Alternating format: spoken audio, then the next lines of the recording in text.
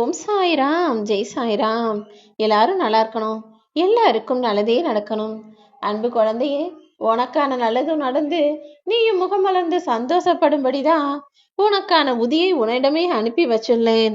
கூடிய சீக்கிரம் என் உதியை தொட்ட இந்த கரங்களிலேயே உனக்கானது வந்து சேரும்படி நான் செய்து காட்டுவேன் என் செல்லமே. நீ தேடிய அன்பு இப்போது உன்னை தேடி வரப்போகுது. மிகப்பெரிய இன்ப அதிர்ச்சியை உனக்கு கொடுக்க போகும் நான் தான் என்னுடைய அருளையும் ஆசியையும் உனக்கு கொடுத்து உன்னை ஆனந்தமா வாழ வைக்க போறேன். வாழ்க்கை என்பதே கொஞ்சம் கஷ்டமான தேர்வு தான். ஆனா இந்த தேர்வுல பல பேர் எதனால தோத்து போறாங்க தெரியுமா? எல்லாருமே தனக்குரிய கேள்வித்தாள் வேறன்னு தெரியாம மற்றவர்களை பார்த்து அப்படியே நகலெடுத்து காப்பி அடிக்கிறது போல வாழ்க்கையை வாழ்றதுனாலதான். ஒவ்வொரு மனிதருக்கும் ஒவ்வொரு எண்ணங்களும், ஒவ்வொரு செயல்களும், ஒவ்வொரு லட்சியங்களும் இருப்பது போலதான் நான் ஒவ்வொரு வாழ்க்கையையும் வேறு வேறு விதத்தோட, வேறு வேறு கண்ணோட்டத்தோட படைச்சு வச்சிருக்கேன். ஆனா நீங்க என்னவோ எல்லாரும் ஒரே மாதிரி வேலைகளை செஞ்சா, ஒரே மாதிரி வாழ்க்கைக்கான முயற்சிகளை செஞ்சா எப்படி எல்லாருமே ஜெயிக்க முடியும்? யார் ஒருவர் புதுசா சிந்திச்சு புதுசா வேலைகளை செய்கிறாரோ, புது முயற்சியை எடுக்கிறாரோ, அவர் நிச்சயமாக வாழ்க்கையில வெற்றி பெறுவார். என் அன்பு பிள்ளையே, நீயும் இப்ப என்ன நல்லது நடக்கணும்னு நினைச்சுக்கிட்டே இந்த உதியை தொட்டாயோ, அதை உன் எண்ணம் போலவே உன் அப்பா நான் நிறைவேற்றி கொடுப்பேன். எல்லாமே உனக்கு அழகுதான். ஆனால் சூழ்நிலையும் சந்தர்ப்பமும் மாறும்போது நீதான் ஒரு சில விஷயங்களை தவறாகவும் அபத்தமாகவும் நினைச்சுக்கிற. யோசிச்சு பாரு.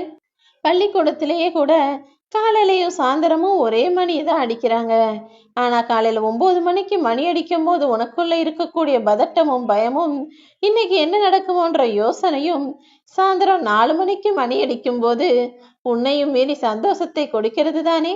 ஆனா மணி என்னவோ ஒண்ணுதான், உன்னுடைய மனம்தானே வேறாக இருக்குது. எல்லா விஷயங்களுக்கும் வேறு வேறு விதமா யோசிக்காம எல்லாமே ஒண்ணுதான், எல்லாமே நல்லதுதான், எல்லாமே நல்லபடியா நடந்துதான் ஆகும்னு நீயே உனக்குள்ளான காரியங்களை சேர்த்துக்கோ.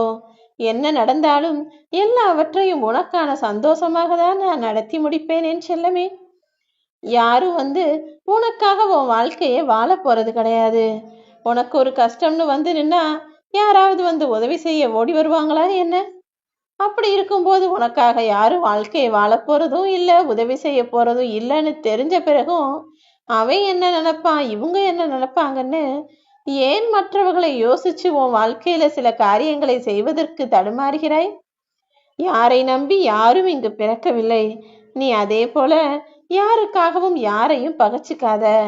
ஏன்னா இவங்களுக்கு பிடிக்கல அவங்களுக்கு பிடிக்கலன்னு உன் மனசுக்கு பிடிச்சவங்களோட நீ பேசாம ஒதுங்கி இருந்தா கடைசியில நீதான் குற்றவாளியாக மாறுவ. அவங்கெல்லாம் ஒன்னா சேர்ந்துருவாங்க. இதுதான் நடைமுறை என்பதை புரிந்து கொண்டு எல்லாரிடத்திலும் ஒரே மாதிரி பழகு. வீட்டுல கடைசி பிள்ளைங்க எப்பவுமே செல்லமாதான் வளர்க்கப்படுவாங்க. ஆனா அதையும் தாண்டி கடைசியில அவர்கள் வளர வளர அவர்கள் அதிகமான துன்பத்தையும் அனுபவிக்க கூடியதாக மாறிவிடும் என்பது விதி. இப்ப புரியுதா?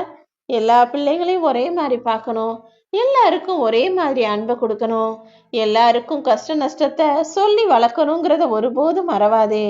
உன் வாழ்க்கைக்கும் சரி, உன் குடும்பத்துக்கும் சரி, எப்பவுமே உன் சாயப்பா நல்லதை மட்டும்தான் சொல்லுவேன்னு உனக்கு தெரியும் தானே. உன் வாழ்க்கைக்கான எல்லா நல்ல விஷயங்களையும் நடத்தி கொடுப்பதற்காக தான் என்னுடைய இந்த உதியையும் தொட சொன்னேன் என் செல்லமே. இந்த உதி இனிமேல் பாரு உன் வாழ்க்கையில பல அற்புதங்களை நிகழ்த்தும். நடக்க போற விஷயங்களை எல்லாம் பார்த்து நீ ஏன் ஆச்சரியப்பட்டு எனக்கு நன்றி சொல்லக்கூடிய வகையில் உன் வாழ்வில் பல மாற்றங்களையும் திருப்பங்களையும் நான் உண்டாக்கி உனக்கான சந்தோஷத்தையும் தரப்போறேன். இனி எல்லாமே நல்லதாக நடக்கும். உன் சாயப்பா உனக்காக நடத்தி கொடுப்பேன்னு என்னை நீ நம்பினால் போதும். நீ சற்றும் எதிர்பாராத விதத்தில் எல்லா அற்புதங்களும் நிகழும். எப்போது எந்த குறையும் சொல்லாம உன் வாழ்க்கையில நடக்கக்கூடிய விஷயங்களை நீ அப்படியே ஏத்துக்கிறியோ, அப்போதே நீ அறியாமல் பல மாறுதல்களை நான் உனக்கு ஆரம்பிச்சிடுவேன். நீ விரும்பியபடி எல்லாமே நடந்தாதான் மகிழ்ச்சி இருக்கும்னு நினைக்காத. நீ வாழக்கூடிய வாழ்க்கையில எல்லாவற்றையும் உனக்கு மகிழ்ச்சியாக தான் நான் மாற்றி கொடுப்பேன். நீண்ட நாளா நீ என்கிட்ட கேட்ட உன்னுடைய வேண்டுதல்களையும் நிறைவேற்றி உனக்கானதையும் உன் கைகளில் நிச்சயமாக சேர்த்தே தீருவேன். ஓம் சாய்ராம்.